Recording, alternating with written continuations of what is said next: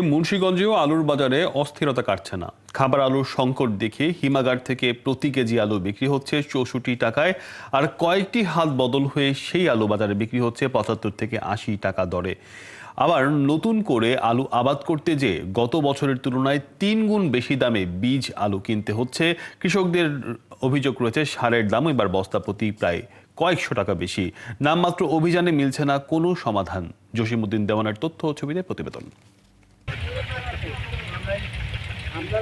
আলু উৎপাদনে বাংলাদেশের সবচেয়ে প্রসিদ্ধ মুন্সিগঞ্জ জেলা। প্রতি মৌসুমে বিপুল পরিমাণ আলু উৎপাদনের রেকর্ড রয়েছে এ জেলার।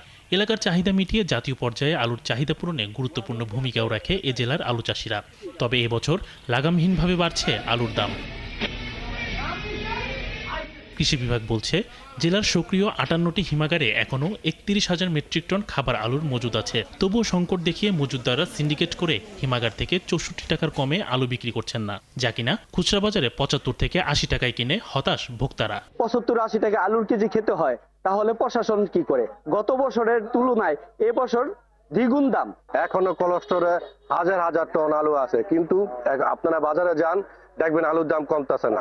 এটা মানেটা কি? সিন্ডিকেট এখনো সরকার ভাঙতে পারতেছে না। এদিকে হিমাগারে সংরক্ষিত বীজ আলুর ৫০ কেজির বস্তা এবার দ্বিগুণ দামে ৫,০০০ টাকায় কিনতে হচ্ছে তাদের। সারের বস্তা প্রতি খরচ বেড়েছে ৩০০ থেকে ৪০০ টাকা।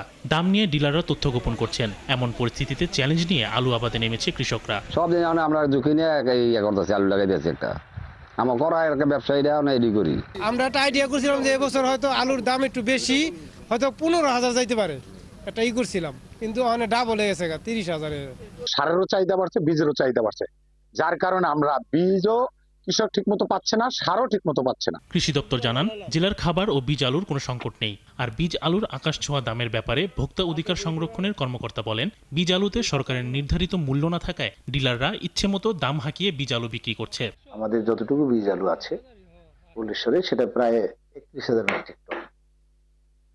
আমাদের এই যে বীজ আলুটা আমার কাছে যথেষ্ট মনে হয়। আপনারা যেটা বলেছেন যে বীজ আলু সংকটের যে বিষয়টা, এটা হচ্ছে যে আমদানিকৃত যে বীজ আলু, সেটার কথা বলা হচ্ছে। বীজ আলুর যে বিষয়টা, হল্যান্ড থেকে যে আমদানিকৃত যে বাক্স বীজ যেটা আসে, এটা আসলে ওরকম নির্ধারিত কোনো দাম নেই। দেখা যায় যে এটা একজন আমদানিকারক বিদেশ থেকে নিয়ে আসেন, তার কাছ থেকে আবার ডিলারদের কাছে যায়, ডিলারের কাছ থেকে সাব ডিলারের কাছে যায় বা খুচরা দোকানদারের কাছে যায়। বারবার হাত বদল হওয়ার কারণে অনেক সময় এই বীজ আলুর দামটা বৃদ্ধি পায়।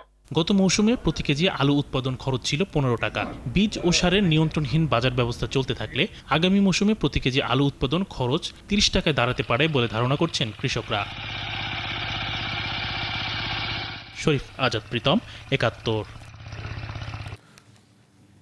দর্শক, ভারতে আলু রপ্তানি বন্ধ, আলুর মজুদ শেষ এবং একই সাথে নতুন আলু উৎপাদন খরচ বাড়তি, এই বিভিন্ন পরিস্থিতি নিয়ে এখন আমরা কথা বলতে যুক্ত করে নিচ্ছি মুন্সিগঞ্জ জেলা আলু চাষী ব্যবসায়িক কল্যাণ সমিতির সভাপতি জনাব দেলোয়ার হোসেনকে।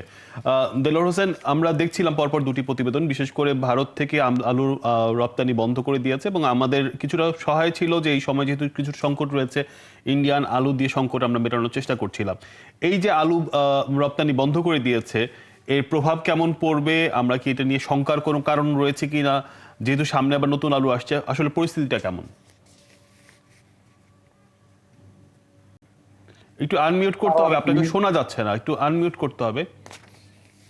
এখন যে পরিস্থিতি, আমাদের আলুর বাজারটা কমে যাওয়ার কথা ছিল, কিন্তু ইন্ডিয়া থেকে আলুটা বন্ধ হওয়াতে একটু বাজারটা স্থির হয়ে রয়েছে। বাজার এখন কমতেও আছে না, বাড়তেও আছে না। আশা করি আমাদের অগ্রহায়ণ মাসের শেষ, আমাদের আর আজকে অগ্রহায়ণ মাসের ২১-২২ তারিখ, অগ্রহায়ণ মাসের শেষে আমাদের পুরোদমে নতুন আলু উঠবে মাঠের থেকে। নতুন আলু উঠলে, আমদানি হইলে আলুর বাজার এরকম থাকবে না, কমে যাবে। আর কোল্ড স্টোরেজে যে আলুগুলি এখনো রয়ে গেছে, এই আলুগুলো যদি একটু বিক্রি করে দিত, তাইলে বাজারটা কিছুটা কমতো। কারণ কিছু কিছু কোল্ড স্টোরেজে এখন আলু রয়ে গেছে, কিছু অতি লোভী ব্যবসায়ীরা কিছু আলু রেখে দিচ্ছে এখনো। এই আলুটা বিক্রি করা খুব জরুরি প্রয়োজন। জি, আমরা দেখছি যে আপনাদের যে মজুদ আলু ছিল হিমাগারে, সেটিও প্রায় শেষের দিকে রয়েছে এবং এই জন্য এক ধরনের অস্থিরতা কাজ করছে। সেটি কি কাটবে কিনা খুব দ্রুত? হ্যাঁ, সব দ্রুত কেটে যাবে, কারণ আমাদের এবার আগাম আলুটা অনেক বেশি চাষ হয়েছে। যখনই মাঠের থেকে উঠা শুরু হবে, পর্যাপ্ত পরিমাণ আলু উঠবে। যখন মাঠের থেকে আলু উঠবে, তখন এই বাজার থাকবে না। জি, একই সাথে সবশেষ প্রশ্ন, আমরা দেখছি যে আলু উৎপাদন খরচ বেশি, বীজ আলুর দাম অনেক বেশি, এটির কারণটি কি? প্রায় ৩ গুণ দাম বেশি শুনতে পাচ্ছি। এবার এটির কারণ হইল অতিরিক্ত আলু চাষ।